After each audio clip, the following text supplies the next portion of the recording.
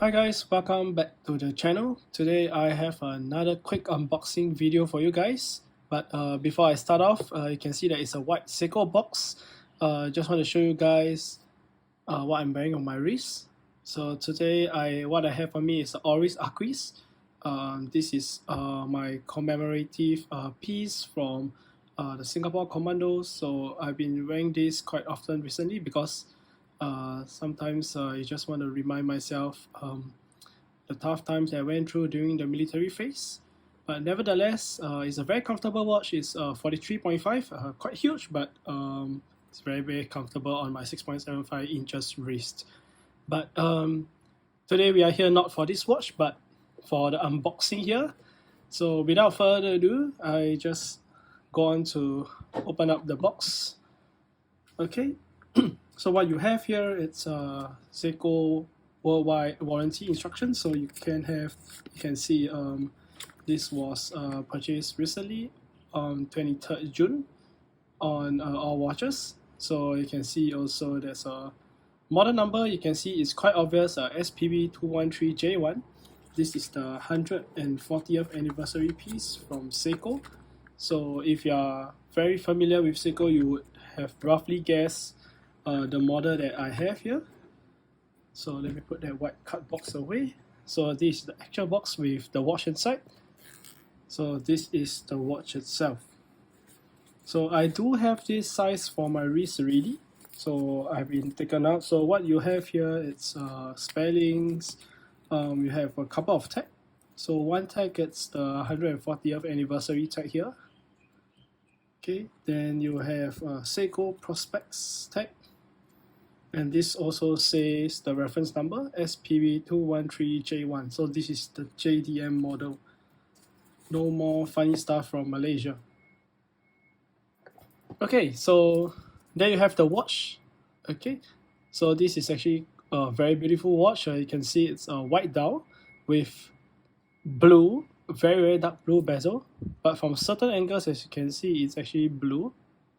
But because in certain lighting like now, you are looking at just like a glossy black finish. So let me just clean it the fingerprints away.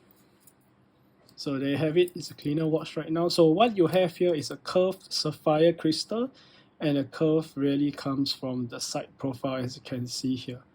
So you can see from the sides, you can see it protruding out from the bezel a little bit. Okay, just provide another angle for you guys to take a look. Just the curved sapphire crystal. So this watch is in 316L stainless steel. The bracelet, the clasps, the case, the crown. Okay, but you can see that it's a little bit weird because it is a little bit darker compared to the normal 316L steel you see on normal watches. And this is because there's a super hard coating on the surface of this watch to actually help you with protecting the watch so that it doesn't get scratches as easy, but you do see some minor scarves here at the end. This angle will be better. Yep, but nevertheless, it's a beautiful watch. It sort of gives off a very titanium feel to the piece.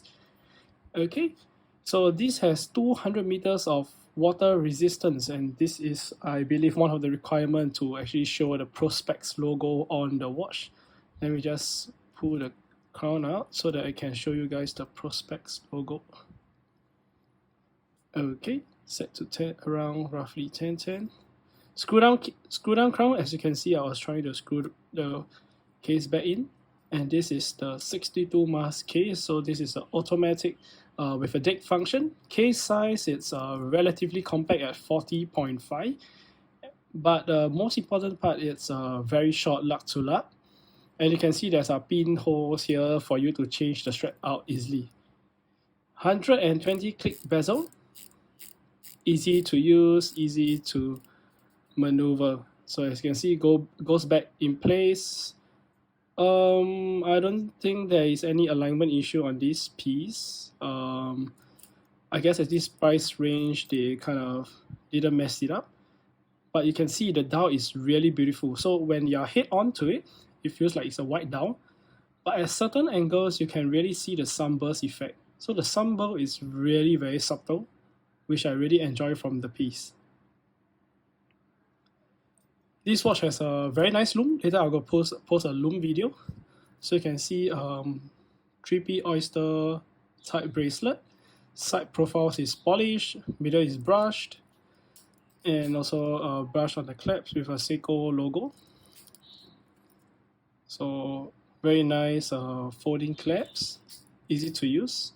There is also a diver extension if required, but the diver extension is a little bit weird. So you see as I pull this thing, the lock out, then I just put it. So you can see it wears really weird because it doesn't like conform to the shape of your wrist, but I have no idea like the reason for it to be there. It's I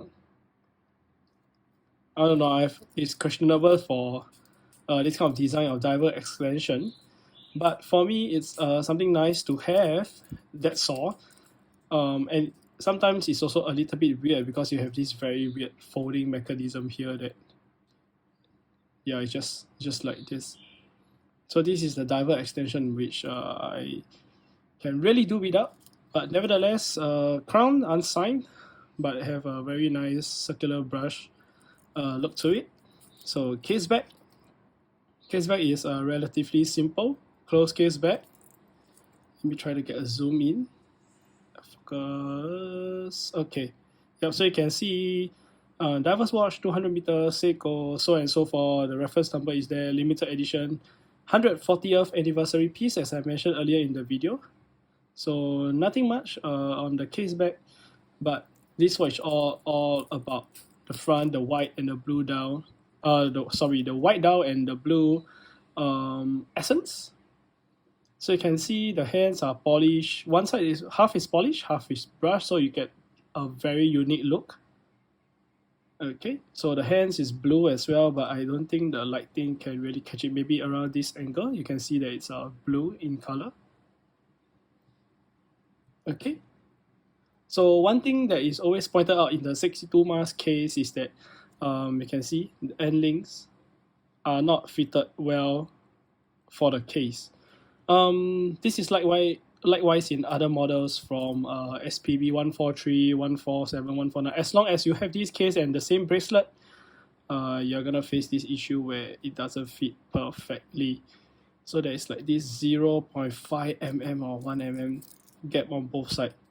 Jiggles a little bit, but to be frank, I'm okay about it. I'm okay with this than this. So this is just a weird diver extension that I never use, but the looks of it looks okay. Okay, so nevertheless, let me put this on my wrist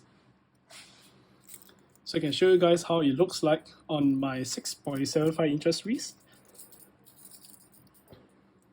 It wears really comfortable. The wearing experience on this is superb because you can see this is on a 6.75 inches wrist. Let me just do a wrist roll for you guys to take a look. Very nice case profile. As you can see, it fits my wrist perfectly. Doesn't have any huge gap here, which is super comfortable. You can see because of, even though this is a male end link, it extended the dimensions, but because it curves down so drastically, you can really see the watch. You can really see the bracelet like securing my wrist properly.